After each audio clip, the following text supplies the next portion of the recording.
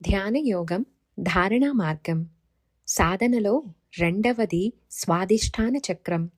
మూత్ర విసర్జన అంగం పైన స్థానం జలతత్వం. వం బీజాక్షరం. శుక్రుడు అధిపతి. 6 సార్లు భావన చేసి ఆ స్థానంలో దృష్టి పెట్టి వదలాలి. జీవుల జన్మస్థానం. స్త్రీ పురుష సంభోగానికి మూలం. తాత్కాలిక సుఖస్థానం. ఈ స్థానంలోని చెడు మలినాలను తొలగిస్తుంది. ఉత్సాహం పెంపొందిస్తుంది.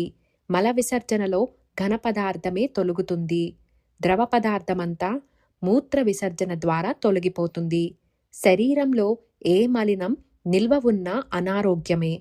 పుట్టుక నుండి పేరుకుపోయిన మలినాలను తొలగించే అవకాశం వేరే లేదు. రోగంతో బాధపడుతున్న వారికి ఔషధాలు ఉన్నాయి.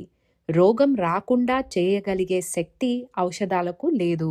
ఆత్మ ప్రకాశంతో మనస్సు ద్వారా పనిచేస్తున్న ఇంద్రియాలు పరిశుభ్రం చేయుటకు తిరిగి అదే మనస్సు ద్వారా ఆత్మ ప్రకాశంతో ధారణ చేయడమే సరి అయిన మార్గం. దీనివల్ల మూత్ర సంబంధమైన వ్యాధులు తొలగడమే కాక ఆరోగ్యవంతమైన సంతానం కలుగుతుంది.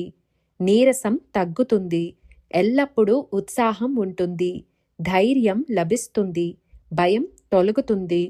తొందరపాటుతనం లేకుండా నిదానం అలవడబడుతుంది. స్త్రీలలో సహజంగా జరిగే మలిన ప్రక్రియమైన ఋతుక్రమంలో ఇబ్బందులుండవు. ఈ అవసరం లేని స్త్రీలకు అభ్యాసం అవసరం లేదు. చేసినందువల్ల నష్టం లేదు. తప్పనిసరి కాదని అర్థం. అభ్యాసం క్రమం తప్పకుండా మెల్లగా జరగాలి. హడావిడితో చేయరాదు. సహజంగా జరగాలి. నిత్య జీవన విధానంలో ఒక భాగంగా మారాలి. సాధనలో ఆడంబరం, ఆర్భాటం, ప్రదర్శన పనికిరాదు. ఎంత నిదానంగా జరిగితే అంత తొందరగా ఫలితం తప్పక లభిస్తుంది. ధ్యాన ప్రస్థం.